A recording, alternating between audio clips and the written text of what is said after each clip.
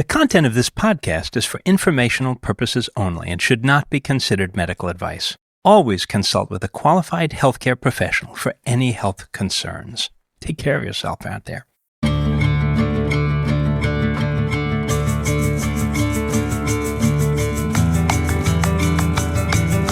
Welcome to Unravelling, a podcast that sees the world through the lens of mental health. I'm Kurt White, a social worker and psychotherapist. And I'm Mary Wilson, a journalist. And today, Mary, we're going to have the first of two interviews that we were able to conduct through the generosity of the Brattleboro Literary Festival, which happened back in October of this year in downtown Brattleboro here, where they had a number of authors come from all over the country to talk about issues related to eating disorders. Yeah, Anna Schechtman and Emmeline Clein, who we'll be hearing from today, who shares her story about living with an eating disorder, and she intertwines it with a bunch of historical context and pop culture, celebrities, all challenging the stereotype of eating disorders. Yeah, and I think when you think about eating, it's one of these things that seems straightforward, but actually maybe when you get into it, it's not so much, right? It's a biological necessity at one level. If we don't do it, we won't last too long.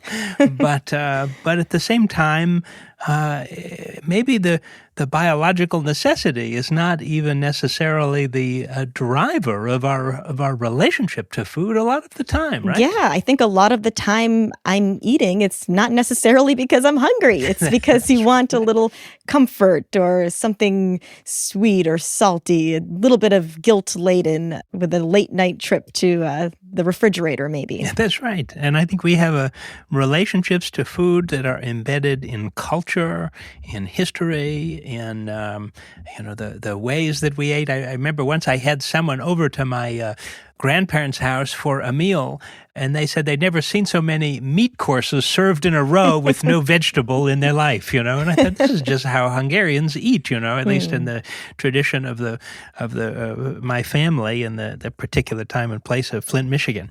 But I think our relationship is also really complicated by it. A lot of things that are even outside of our own awareness, being influenced by societal norms and standards and messaging.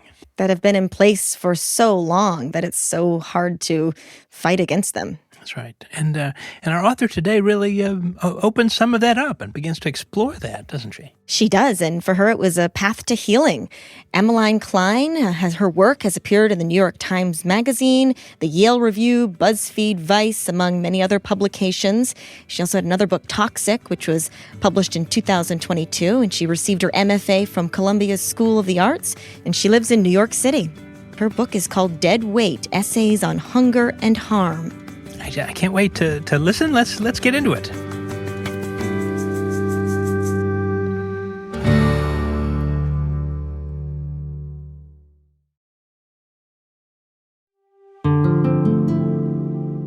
Hi, it's Mary cutting in to let you know that we'd like to hear from you. We've had so many interesting discussions on this podcast and so many guests who we've spoken to. And now it's your turn to add your voice to the mix. We'd love to hear any questions or feedback, comments about the topics we've covered. Or new topics, things that you see in your own lives about where does a mental health lens intersect with the world from your point of view? Are there things you'd like for us to tackle or talk about? Either in a big way or in a little bite-sized way on an upcoming episode. We hope that you'll give us a call, email us, send us a voice memo. We've got a phone number. That's 802-258-3763, 802-258-3763, or 258-3POD, or an email address, unravel@brattlebororetreat.org. We'll have those also in the show notes. Send us a voice memo, leave us a voice message, or just send us an old-fashioned email. We'd love to hear from you. And now back to the episode.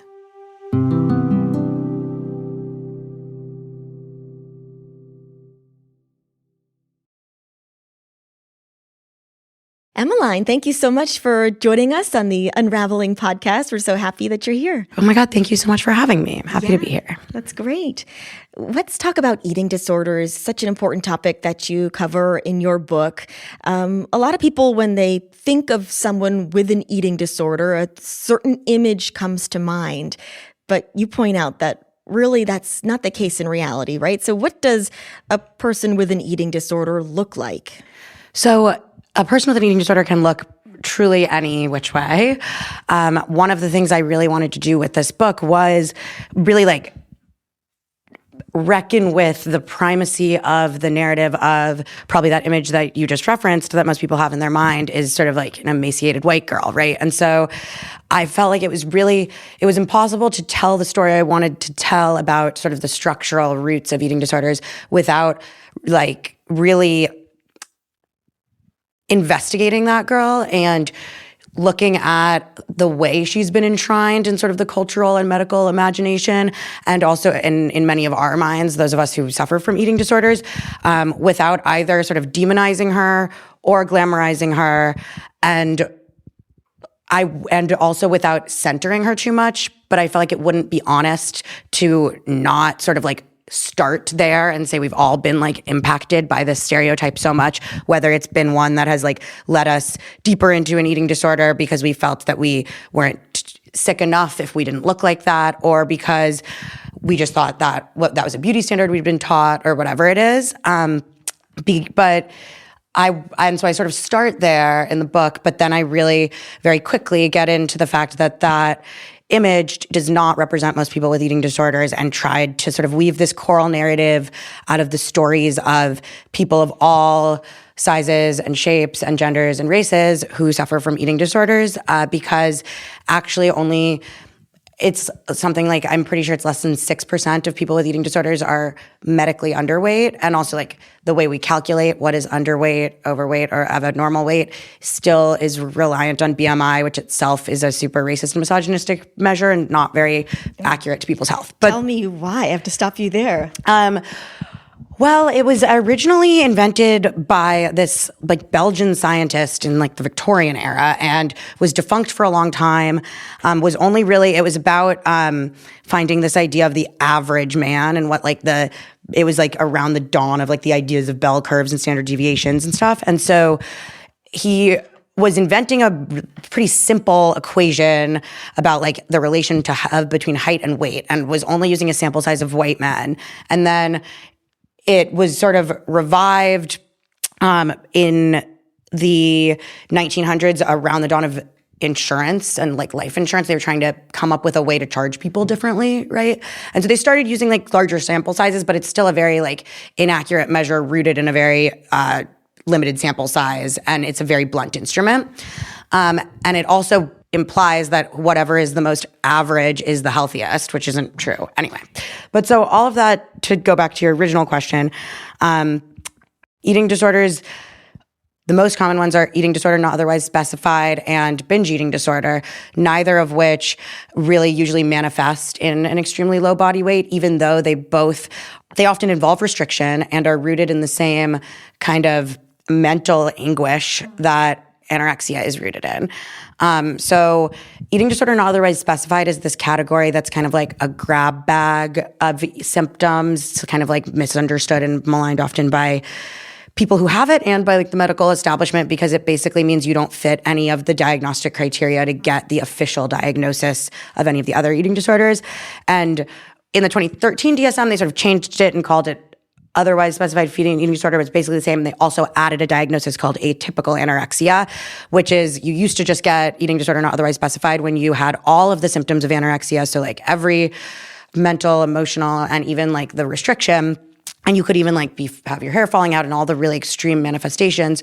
But you didn't hit that low body weight cutoff. You would get ADNOS diagnosis. Now you get atypical anorexia diagnosis. And so what these diagnoses do is they serve a super invalidating function emotionally, because eating disorders are often rooted in these like forms of self-hatred, and also like obviously a belief that you're not thin enough. And so you have a medical doctor, even when you're seeking out help, telling you that actually you aren't thin enough to be diagnosed with the disease that you think you have.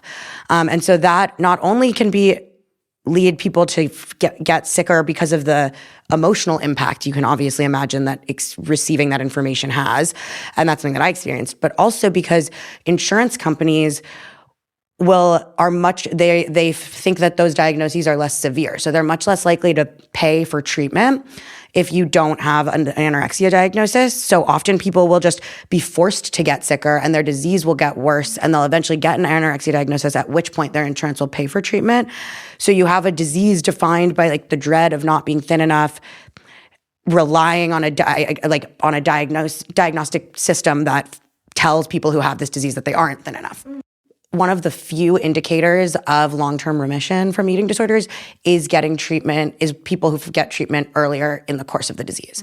So we have a super dangerous system then where the worse your disease gets, the more intractable it is. And yet we have a diagnostic system that means it's much harder to get treatment in the stage when it could more plausibly be addressed.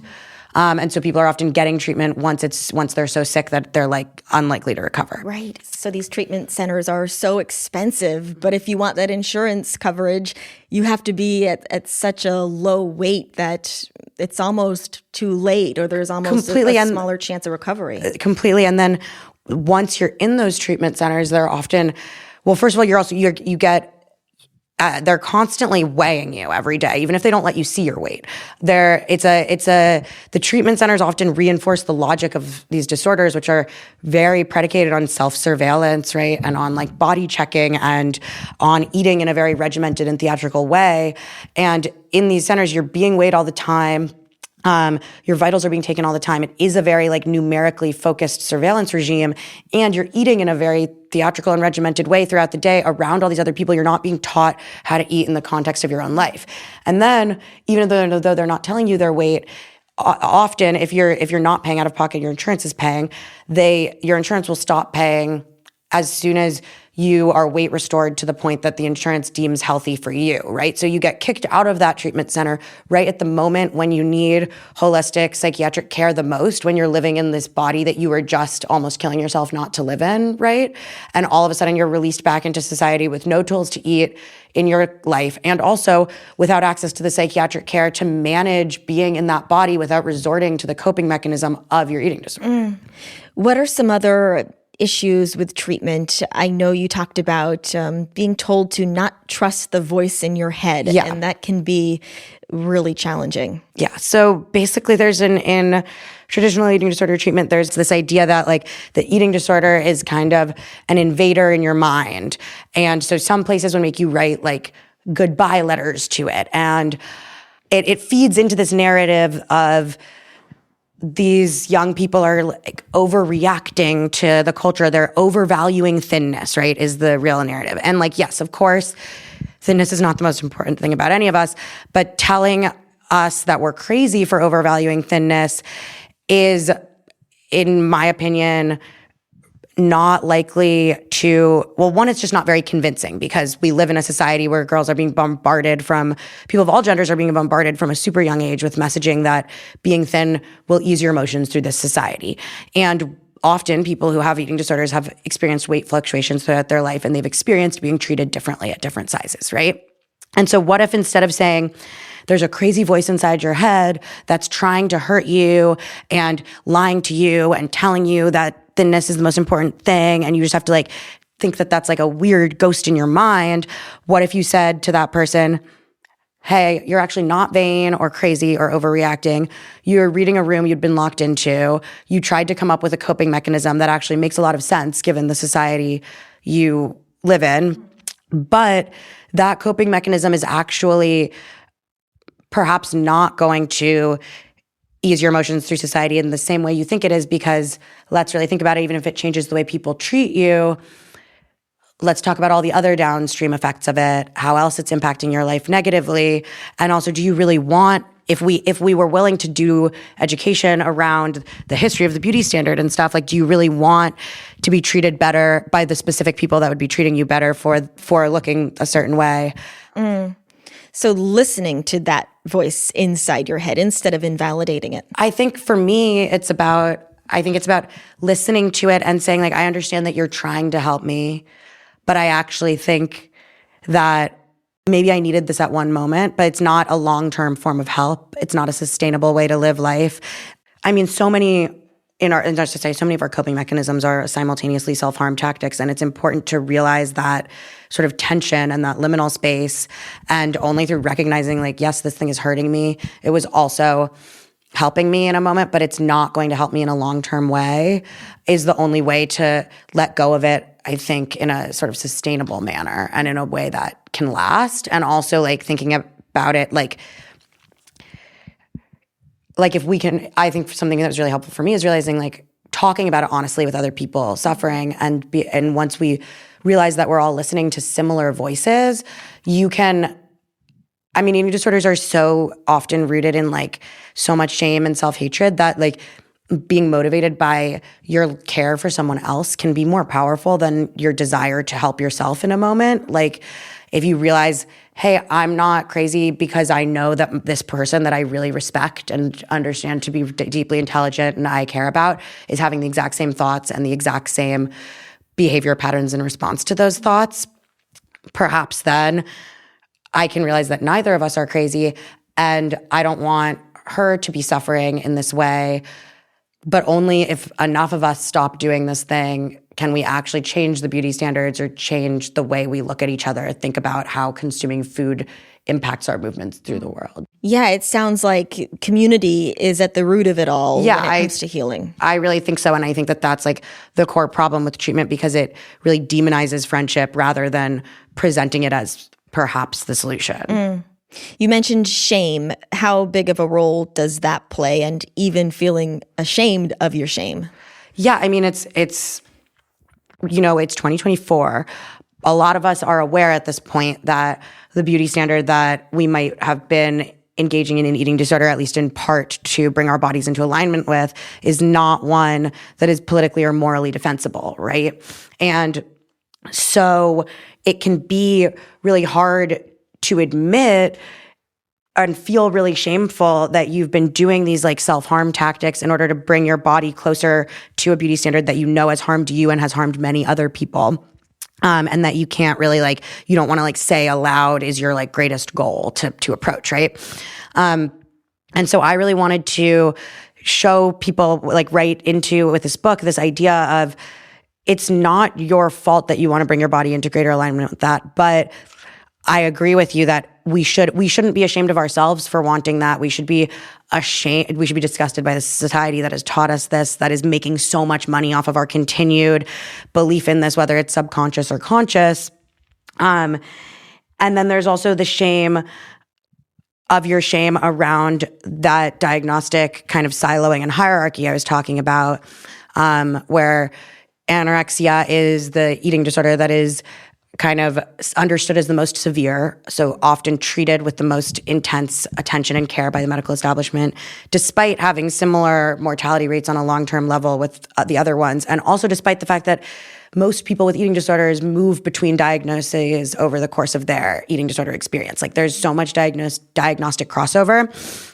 And so a lot of times there's so much shame around having binge eating disorder, which is understood as, and bulimia, which are both understood as, like, appetitive and greed-based, and are coded with a lot of both, like the anorexic is understood as, like, she just took, like, the good girl directives too far, and she's too self-effacing and follows rules too well, which itself is obviously really toxic. And, like, this notion that anorexia is, like, girls taking diets too far, that implies she started off on the right track. So why is that? Why is the assumed track for girlhood being this, like, self-surveillance food restriction, right? But on the other end, we have this idea that, like, bulimia and binge eating disorder are these, like, like, leaky feminine appetites, like, wanting too much. Bulimia is often associated, it was when it was originally being diagnosed for the first time in the late 70s and 80s, the doctors were literally, like, associating it with, like,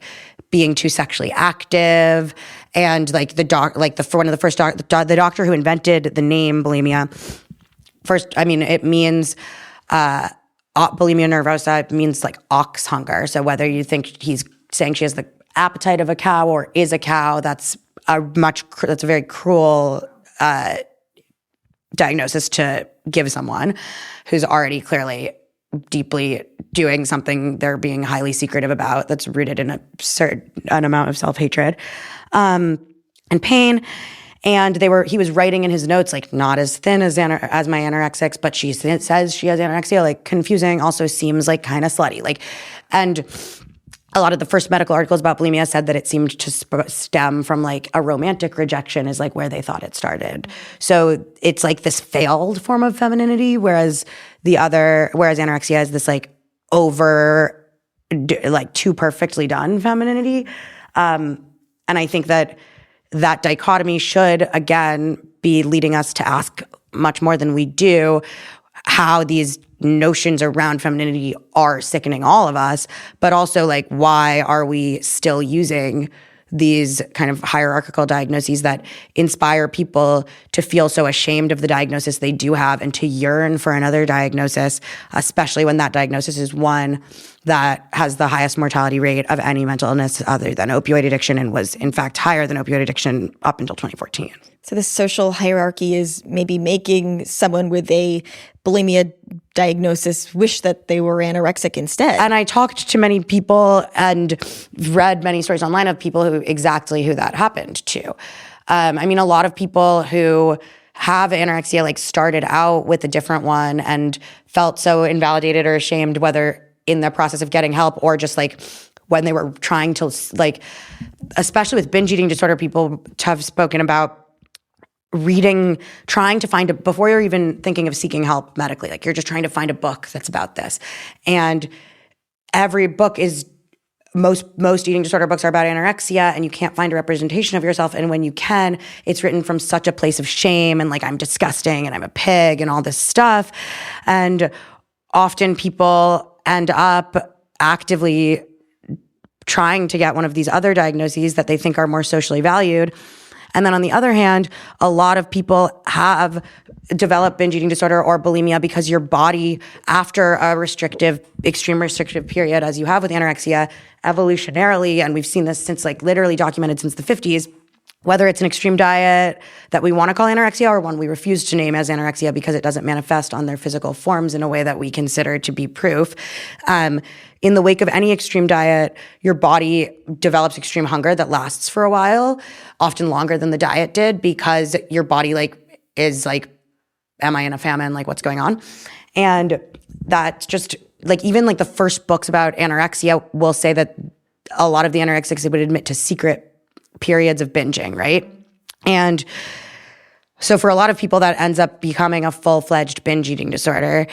There's a medical study I found about this, and it was literally called Pride Before a Fall, which was like a very morally infused terms for doctors to be using, first of all, but also was just accurate to the experiences of all these patients, talking about how much shame they felt, and both like inwardly and from the way they were interfacing with the medical establishment so differently when they were trying to get help for binge eating versus anorexia. And then a lot of people who are bigger have anorexia and it never gets diagnosed. And then they develop binge eating disorder, and that disorder gets diagnosed because when you're in a doctor's office, like just your general practitioner, if you're a larger person, they'll ask you screening questions for binge eating disorder, but they'll never ask you questions about anorexia. And so once you only have the stigmatizing diagnosis, you're not really getting treatment that is inclusive of all your symptoms, because they're not treating you as someone who has anorexia and binge eating disorder, which is part of why I think there should just like really only be eating disorder, not otherwise specified, because pretty much everyone has had some combination of symptoms across the spectrum. So you can't really talk about one eating disorder without talking about them all, and there's such right. And a if spectrum. You're only being treated as though you exclusively binge when you had years of restriction that no one ever understood as a sickness, you're only going to think that was healthy. How do you think sort of a catch-all term would work? And I mean, I'm not a doctor, and like my book is ultimately like cultural criticism and like economic criticism and political criticism. Like I write a lot about, it's not so relevant here, but like it is always like how much money these treatment centers are making, and how like often the funding for the expansion of treatment centers in recent years is coming from the same investors that are funding diet apps and diet companies that often drive people into eating disorders. It's all very cyclical. And so to me, I feel like obviously it's important to have some way to subdivide to like get the specific care you need. But I just feel like all these eating disorders have such terrifying mortality rates, and all of our treatments have had, for the entirety of the time they've existed, such horrific relapse rates that even though it sounds like a crazy idea and really difficult to enact, I don't see how a catch-all term could be doing any worse. You know, it's sort of like, why aren't we willing to try extreme shifts in how we treat these disorders when they're only getting more prevalent and affecting broader and broader swaths of the population? Right. So the wider reaching social causes of all of this, what would you say to maybe a young girl who's dealing with these challenges? I would say it's not your fault, and I understand why you are doing this, and I've done it. I've made the same calculus and the same decisions myself before, but it's simply so dangerous, and it simply isn't going to get you. Like, it's so taught to believe that making ourselves look a certain way will get us the attention and affection we want, and it actually ultimately won't. It might, again, it might get you those eyes or the spotlight, but again, like, a spotlight isn't a microphone. It won't get you actually listened to, or like the attention and affection you think you want isn't the connection that will actually save you, kind of, and is actually what I think you might really want. And also, we kind of all need to do this for and with each other. I understand whatever timeline it takes for you as an individual, but like, I know for me, I can motivate myself to like stay in recovery by thinking about other people I love, and like any time that I want to, you know, go on a diet or something that I know is really dangerous and pretend like it's not disordered eating, then I'm teaching my younger cousin that it's possible for my body to look like that without a disordered amount of self-harm and like extreme anguish. And I don't want to like lie to other women like that. Yeah. I guess. What does a successful recovery look like? And I imagine it's not always linear. I think, it's definitely not for most people, and it's very different for every person. And it's, I mean, for me, it looks like being able to talk about what consuming food means for the way that I move through and am received by society, and the ways I want to move through and be received by society, right? So being able to talk about all of that openly, and being able to withstand the pain that comes sometimes with eating in a way or looking a way that doesn't feel as safe to me as some of my disordered behavior did, even when it was really dangerous. Being able to withstand those feelings of discomfort and pain and fear and like feeling like I'm being judged or whatever without resorting to the disordered eating behaviors as the coping mechanism, and instead turning to another one that is perhaps more, whether it's talking to someone or distracting with a book or whatever it is. I think it's those types of things. And like, it's one of the toughest things to recover from, because it does have many addictive valences, and unlike any other addiction, like, you can't remove the substance, right? So I think it is always going to come in waves in terms of the thoughts. A writer I spoke to about this book that I really admire, Kat Marnell, talked about it as a radio station in your mind that sometimes different volumes and different frequencies. But I think, I think it's like definitely a lifelong process, but it's super possible, and much more possible than I think we are made to believe by what we see in the treatment centers. Do you feel pressure from society thinking that recovery is just, okay, that door is closed and someone needs to, get over it? Definitely. I think it's related to like, again, this like these like narratives that are so counterproductive to solidarity. Like, I think often when you're in recovery, you feel like it would be really shameful to admit that you've relapsed, or you feel like you don't have the right to talk about the intensity of the feelings or the pain of the thoughts because you're no longer sick enough to have the diagnosis or whatever. And like, it's just like there's so much siloing and signposting that when in fact this is highly spectrumal, if you know what I mean, that I just think, and also our society in general is so obsessed with like linear narratives of achievement and accomplishment that it can feel really terrifying to admit that something you thought was completed or something you thought you'd achieved was actually not in a place of stasis, and you can go backwards and forwards and be in a liminal stage for a long time. So what do you think is really missing from these treatment centers that would actually help people with disordered eating? So a few things. One thing that I heard from a lot of people when I was doing interviews is that pretty much no one who'd been through residential treatment had experienced any sort of like education around both the history of the beauty standard and the history of how the eating disorder diagnoses were invented, kind of, and created. And all of them felt that would have been helpful. Again, because it's so, both of those for all the background information there is so essential to removing the blame and shame that you can feel as a young person for being like, why am I so enthralled to this beauty standard that I literally don't believe in? But if you're able to like read some books and be taught that there's been centuries of entrenchment of the standard that have been making and are making many corporations obscene amounts of money, and that this machine is so powerful and so profitable, it's much more understandable how it was able to kind of grind you up. But also once you see it, you can see that it's a pretty old machine and a pretty one with pretty simple gears. You can pretty easily be the cog that doesn't turn once you see it. It's kind of like rusty. So I think that could be super helpful. And then I also just think that like, and some places have this now much more than they used to, but I think having much more like group, or having much more open communication be allowed between people that have different diagnoses. And I mean, even people within the same diagnoses, but like just a lot more like kind of community building and open conversation. And of course, like there should be space for if a conversation is making somebody uncomfortable or triggered, they can leave.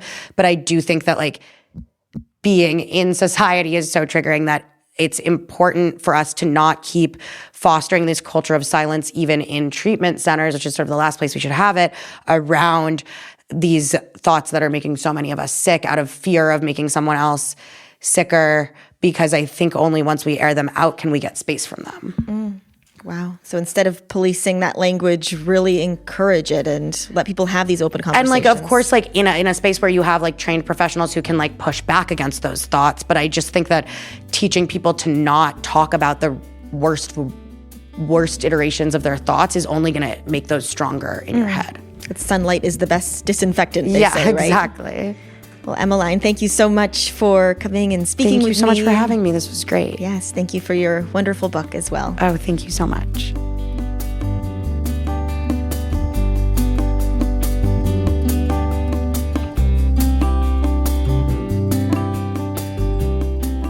And we thank Emmeline Clein for that really interesting and personal interview.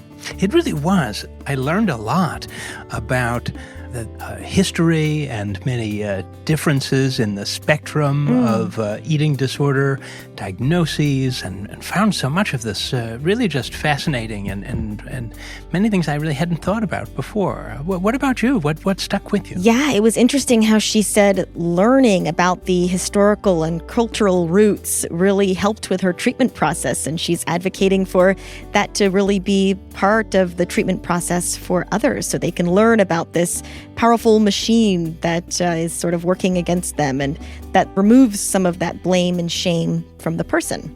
Yes, I think this emphasis on shame and the way that the messages from the larger society are internalized, and maybe internalized really quite accurately.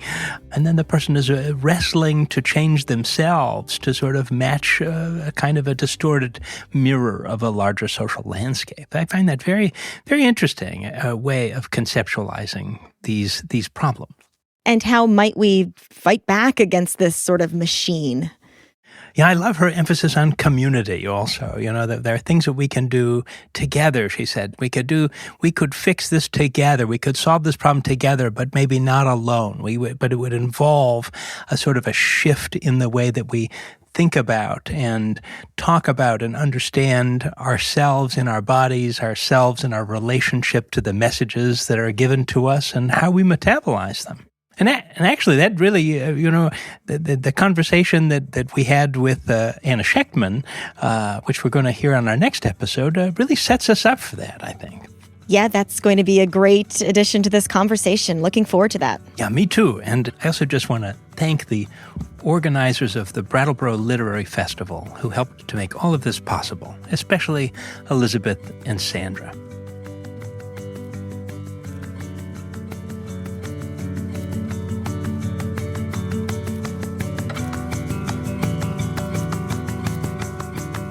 Unravelling is brought to you by Brattleboro Retreat and is produced by Charts and Leisure. Find us on social media by searching Brattleboro Retreat. Brattleboro Retreat is committed to exploring diverse perspectives on mental health. While we invite hosts and guests to share their insights, the views expressed are their own and do not necessarily reflect the policies or positions of the hospital or its staff.